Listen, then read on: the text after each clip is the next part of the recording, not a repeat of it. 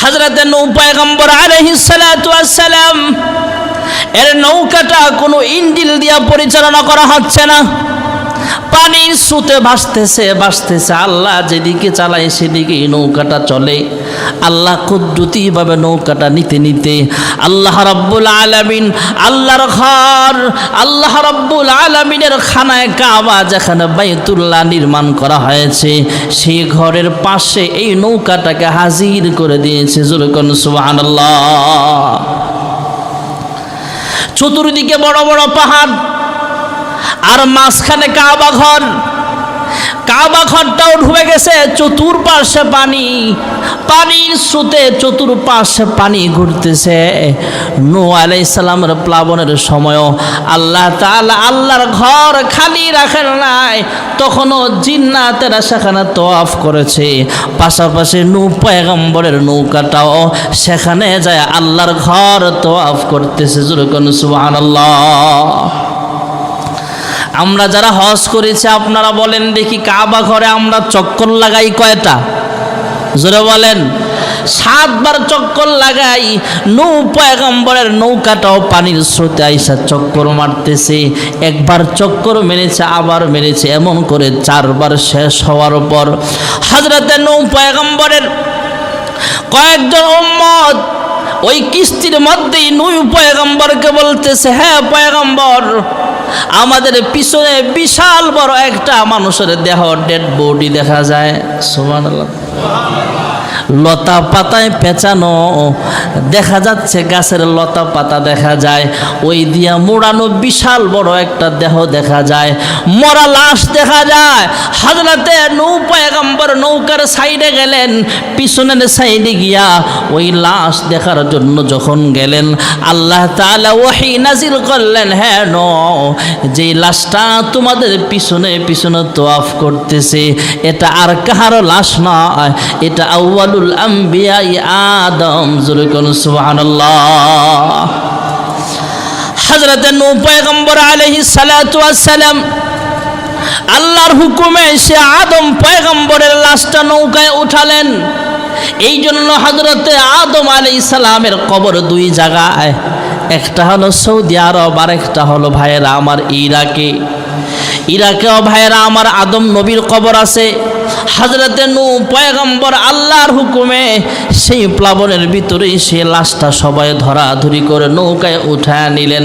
হযরতে নূহ পয়গম্বর এই নৌকা দিয়ে কিস্তি দিয়া যখন প্লাবন থেমে গেল, আস্তে আস্তে পানি কমতেছে, নৌকায় কোনো ইঞ্জিন নাই, বৈঠা নাই, লগ্গু নাই, কিচ্ছু নাই।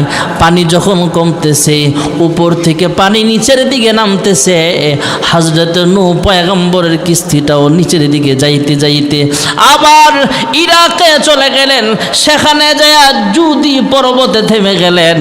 হযরতে নূহ পয়গম্বর আলাইহিস সালাম আল্লাহর হুকুমে হযরতে আদম আলাইহিস সালামের লাশটা ইরাকে দাফন করলেন। সুবহানাল্লাহ বলেন। দাফনকে জানায় দিলেন, হে আমার উম্মতেরা শোনো, আমিও যখন দুনিয়া থেকে বিদায় হয়ে যাব আমাকেও আদম নবীর পাশে কবর দিও। জোরে কোন সুবহানাল্লাহ। এখনো সেখানে 2টা কবর আছে ভাইয়ারা আমার, একটা হলো নূহ নবীর কবর আর একটা হলো আদম নবীর কবর। বলার উদ্দেশ্য হলো আমাদের দেশেও প্লাবন হয়, সিডর হয়, ঘূর্ণিঝড় হয়, বন্যা হচ্ছে, আর সবচেয়ে বড় বন্যা হয়েছিল, প্লাবন হয়েছিল হযরতে নূহ পয়গম্বরের জামানায়। হযরতে নূহ পয়গম্বর আলাইহিস সালাতু ওয়াস সালাম প্লাবন থেমে গেল। প্লাবন থেমে যাওয়ার পর হযরতে নূহ আলাইহিস সালাতু ওয়াস সালাম আল্লাহর হুকুমে যখন নিচে নেমে আসলেন, উম্মতদেরকে নিয়ে বসবাস করতেছেন। আল্লাহ ডাক দিয়া বলে, হ্যাঁ নূহ, আমি আল্লাহ তোমাকে হুকুম করলাম মাটির পাতিলা বানাও। হে আল্লাহ, মাটির পাতিলা কেমনে বানাবো? জিব্রাইল শিখায় দিলেন। হযরতে নূহ পয়গম্বর মাটির পাতিলা বানাইলেন, মাটির কলস বানালেন, মাটির হাঁড়ি পাতিল বানালেন, মাটির গ্লাস বানালেন, যত কিছু বানানো যায় মাটি দিয়ে দিয়া বানাইলেন, রৌদ্র দিয়া শুকাইলেন, বৃষ্টির পানিতে যাতে না ভিজে। আল্লাহ তাআলার হুকুমে নূহ পয়গম্বর মাটির পাতিলা, মাটির হাড়ি সব কিছু বানানোর উপরে, সব কিছু বানাইবার অনেক দিন পর মহান আল্লাহ রাব্বুল আলামিন কুদরতি আওয়াজ দিয়া বলে, হ্যাঁ নূহ, তোমার হাতে যে লাঠি আছে সেই লাঠি দিয়া এই মাটির পাতিলাগুলো যেগুলো তুমি বানাইলা, রৌদ্র দিয়া শুকাইলা, একটা একটা করে পিড়ায়া পিড়ায়া এগুলোকে ভেঙে ফেলো। হযরতে নূহ পয়গম্বর মনে মনে বলে, আল্লাহ হুকুম করেছেন কেন বানাইবার জন্য, আবার ভাঙতে বললেন কেন বুঝতে পারলাম না। তারপরও ভাঙতেছে, কারণ ভাঙ্গার হুকুম দিয়েছেন আল্লাহ রাব্বুল আলামিন। মনে মায়া লাগতেছে, তারপরও ভাঙতেছে। এক পর্যায়ে আল্লাহ কুদরতি আওয়াজ দিয়া বলে, হ্যাঁ নূহ, আমি আল্লাহর হুকুমে মাটির পাতিলা বানাইলা, আবার মাটির পাতিল যখন ভাঙতে বললাম তখন তোমার মন কেন খারাপ হয়ে গেল? আল্লাহ রাব্বুল আলামিন জিজ্ঞেস করলে হযরতে নূহ পয়গম্বর বললেন, আল্লাহ মাটির পাতিলাগুলো অনেক যত্ন সহকারে বানাইলাম, আপনি হুকুম করেছেন তাই বানাইলাম। অসংখ্য অগণিত মাটির কলস বানাইলাম, মাটির প্লেট বানাইলাম, মাটির হাঁড়ি পাতি বানাইলাম, রৌদ্র দিয়ে শুকাইলাম, বৃষ্টির পানিতে যাতে না ভিজে পলিথিন দিয়ে ঢাইকা রাখলাম। যেহেতু মাটির পাতিলা নিজের হাতে সুন্দর করে বানাইলাম, এই জন্য আমার অন্তরে একটু মায়া লাগাটা স্বাভাবিক, তাই আমার অন্তরে মায়া লাগে। মহান আল্লাহ রাব্বুল আলামিন কুদরতি আওয়াজ দিয়া বলে, হ্যাঁ নূহ, তুমি মাটির পাতিলাগুলো যখন ভাঙতেছিলা তখন মাটির পাতিলাগুলো কেউ দৌড়ে পালাইছিল নাকি? আল্লাহ, এ আল্লাহ, মাটির পাতিলা তো ভাগবার ক্ষমতা নাই, কারণ মাটির পাতিলার তো দুইটা পা নাই। হ্যাঁ নূহ, মাটির পাতিলাগুলো যখন ভাঙতেছিলা তখন কেউ চিৎকার করে কেঁদেছিল নাকি? না আল্লাহ, মাটির পাতিলার কান্নার মতো শক্তি নাই। মানুষের যেমন জবান আছে, মাটির পাতিলার তো জবান নাই। এটা একটা জড় পদার্থ, সে তো কথা বলতে পারে না, তাই চিল্লায় নাই, কান্না কাটিও করে নাই। আল্লাহ জিজ্ঞেস করে, হ্যাঁ নূহ, মাটির পাতিলাগুলো যখন ভাঙতেছিল তখন রক্ত ঝরছিল নাকি? এ আল্লাহ, মাটির পাতিলার তো কোনো রক্ত নাই, এটা ভাঙলে সেটা কানতেও পারে না, দৌড়াতেও পারে না, রক্ত ঝরে না। আল্লাহ তাআলা কুদরতি আওয়াজ দিয়া বলে, হ্যাঁ নূহ, তুমি নিজের হাতে মাটির পাতিলা বানাইলা, নিজের হাতে রৌদ্র দিয়া শুকাইলা, হাত দাও নাই, জান দাও নাই, পা দাও নাই, কথা বলার শক্তিও দাও নাই, দেখার মতো চক্ষু দাও নাই, গ্রাণ নেওয়ার মতো নাকও দাও নাই, শুনবার মতো কানটাও দাও নাই, কোনো কিছু স্পর্শ করার জন্য, ধরার জন্য দুইটা হাতও দাও নাই।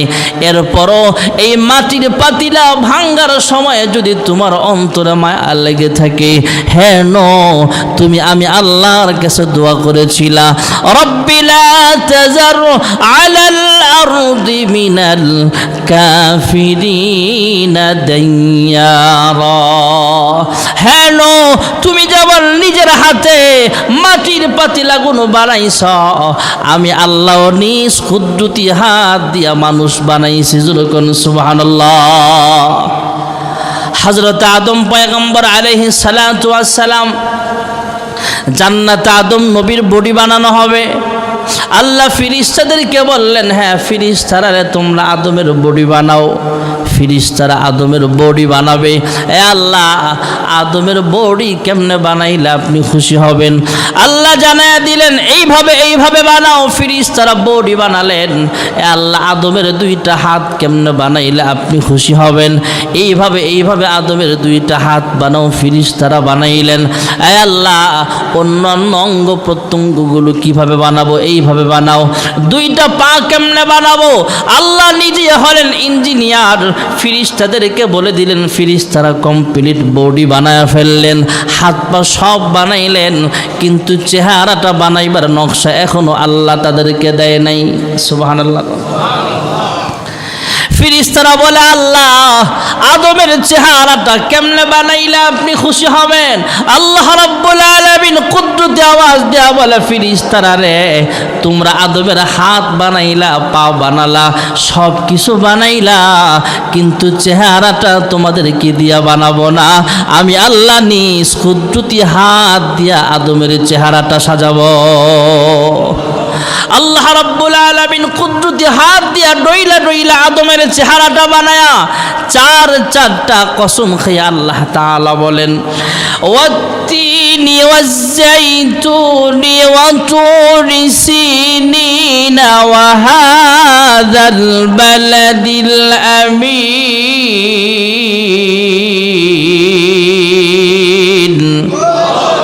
আল্লাহ রাব্বুল আলামিন সূরা ৩ এর মধ্যে চারটা কসম খেয়ে আল্লাহ তাআলা বলেন, লাকাদ খালাকনাল ইনসানা ফি আহসানি তাকওয়িম। আল্লাহ বলেন, আমি আল্লাহ সবচেয়ে সুন্দর করে মানুষ বানাইছি। জোরে কোন সুবহানাল্লাহ।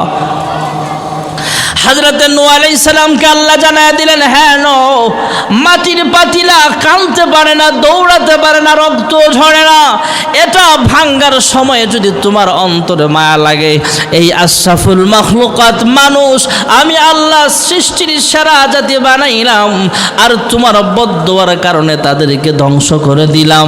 আমি আল্লাহর কুদরতি অন্তরে ও মায়া লাগছে। জোরে কোন সুবহানাল্লাহ। আল্লাহ তাআলা এত সুন্দর করে মানুষ বানাইছেন প্লাবনে ধ্বংস করে দেওয়ার জন্য না। আল্লাহ এই মানুষ বানাইছেন জাহান্নামে দেওয়ার জন্য না। আল্লাহ নামে নামে নামে নামে প্রত্যেকের নামে নামে আল্লাহ জান্নাত সাজাইছে। সুবহানাল্লাহ বলেন। গত জুমায় আলোচনা করতেছিলাম ভাইয়ারা আমার, জান্নাতে যাওয়ার জন্য, আল্লাহর গোলাম হওয়ার জন্য সবচাইতে বড় ইবাদতের নাম হলো 5 ওয়াক্ত নামাজ। কয় ওয়াক্ত? 5 ওয়াক্ত নামাজ পড়লে পুরস্কার কয়টা? জোরে বলেন, আরো জোরে বলেন। নামাজ কয় ওয়াক্ত? পুরস্কার কয়টা? 2টা বলেছিলাম। একটা বলেছিলাম দুনিয়ার জমিনে রিজিকের অভাব আল্লাহ রাব্বুল আলামিন দূর করিয়া দিবেন। কবরের জগতেও আল্লাহ তাআলা আমাদেরকে প্রশ্নের সওয়ালের জবাবগুলো সহজ করে দিবেন। সুবহানাল্লাহ। কবরের জগৎটা কাহার জন্য জান্নাতের বাগান হয়ে যাবে, কাহার জন্য জাহান্নামের দিকে ঠেলে নিয়ে যাবে কাউকে।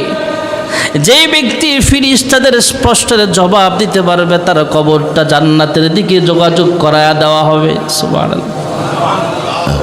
আর যেই ব্যক্তি 5 ওয়াক্ত নামাজ না নিয়ে কবরে যাবে, আমরা নামাজটাকে কোনো ইবাদতই মনে করি না। এই দিক দিয়ে মসজিদে নামাজ চলতেছে, মাগরিবের নামাজ, আর ওই দিক দিয়ে 4 স্টলে লোক আসে না নাই? সে আল্লাহর কত বড় নাফরমান। সবাই নামাজে আসতেছে কিন্তু সে 4 স্টলে বসে আড্ডা মারে। আমরা নামাজ পড়তেছি, অনেক মহিলারা ঘরের ভিতরে একা একা নামাজ পড়তেছে। কেমন নাফরমান আল্লাহর বান্দি, সে টেলিভিশনে সিরিয়াল নাটক দেখতেছে। এমন আছে না নাই? তাহলে আমরা আল্লাহর সাথে যুদ্ধ ঘোষণার আর বাকি রইল কই?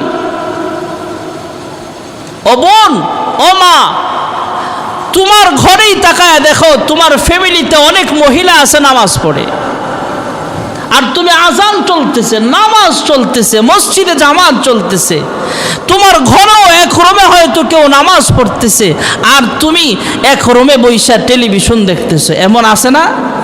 না নাই? না ফাও কইতেছি।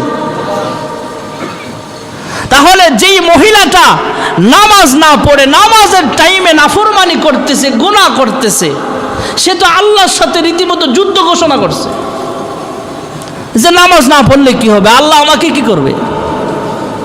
আল্লাহর কি সে ক্ষমতা আছে নাকি? ক্ষমতা নাই। আল্লাহ এই সিলেটের বন্যা দিয়ে আমাদেরকে শিক্ষা দিছে। এমন একটা স্রোত ঢাকা শহরের উপরও তো আসতে পারে, কি করার আছে? এমন একটা স্রোতে ঢাকা শহরের সব বিল্ডিং ভেঙে যেতে পারে। সেই স্রোতের শক্তি দেওয়ার ক্ষমতা আল্লাহর আছে না নাই? নামাজ পড়লে যেমন উপকার, নামাজ না পড়লেও গুনাহ আছে। নামাজ না পড়লে দুনিয়ার জমিনের অভাব আল্লাহ দূর করবে না। আপনি কোটি কোটি টাকার মালিক, কিন্তু আপনার সংসারের অভাব দূর হবে না। কোটিপতি, কোটি কোটি টাকার মালিক, মাসটা শেষ হলেই লাখ লাখ টাকা ইনকাম। এমনও লোক আছে সে মাসে ইনকাম করে না, মিনিটে ইনকাম করে। মিনিট, যে আমার আজকের দিনে প্রতি মিনিটে কত টাকা আমার অ্যাকাউন্টে জমা হলো এটা হিসাব করে। এমন হিসাব আছে না নাই?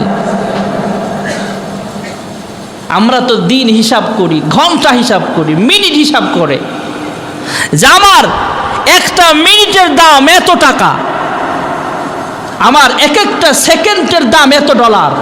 এমন লোক পৃথিবীতে আছে, এক একটা সেকেন্ডের হিসাব করে। ভাইরা আমার, বন্ধুরা আমার, এত পয়সাওয়ালা হওয়ার পরও যদি আমরা 5 ওয়াক্ত নামাজ না পড়ে দুনিয়ার জমিনে ক্ষতি হয়ে যাবে। এত পয়সাওয়ালা মানুষ জিজ্ঞেস করবেন, ভাই কেমন আছো? কই বেশি সুবিধা না। বোঝা গেল পয়সা বেশি হলে কি হবে, কিন্তু রিজিকের অভাব দূর হয় নাই। আর গরিব মানুষ 5 ওয়াক্ত নামাজি, জিজ্ঞেস করবেন, ভাই কেমন আছো? কয় আলহামদুলিল্লাহ ভালো আছি। জোরে কোন সুবহানাল্লাহ। তাহলে যে গরিব যে ধনী সবার রিজিকের মালিক কে? কেমন গজবটা দেখেন। বর্তমান জমানায় একটা গজব চলতেছে, যেই গজবে বেশিরভাগ বড় লোকরা আছে। আপনারা আবার রাগ করেন না, বেশিরভাগ বড় লোকদেরকে ধরছে এই গজবে। কয় সকালে 2টা রুটি খাবেন, রাতে 2টা রুটি খাবেন, আর দুপুরবেলা 1 চা কাপ পরিমাণ চাউলের ভাত খাবেন। এমন লোকে আমাদের সমাজে নাই। ভালো মানুষকেও ধরে, সবাই যে খারাপ তা না। বেশিরভাগই হচ্ছে বড় লোক, পয়সাওয়ালা। আর যে বেটা রিক্সাওয়ালা, ঠেলা গাড়ি চালায়, খেওয়া কাঠের মাঝি, এরা আপনি যদি পান্থা পাতো দেন, হ্যাঁ 3 প্লেট খাইয়ে নেব। আর আপনি আমি সকালে 2টা রুটি, রাত্রে 2টা রুটি, তাও আবার পাকিস্তানের খুবুজ না, যে একটা 5 জনে খাওয়ার লাগে, ছোট ছোট রুটি। এই গজবে ধরছে আমাদেরকে। এটা আমরা নামাজ না পড়ার কারণে আমাদের উপরে গজব। বলবেন হুজুর নামাজ দিলে তো হয়। যখন এক জায়গায় তুফান আসে তখন ভালো মানুষেরটাও নেয়, খারাপ মানুষেরটাও নেয়। এই জন্য নামাজিরও হয় রোগ। দুনিয়ার বরকত উঠে যাবে নামাজ না পড়লে। আমরা জুমার দিন যেভাবে নামাজে আসি, ফজরের ওয়াক্তে এর চেয়ে বেশি হয় না মুসল্লি নাকি? হ্যাঁ,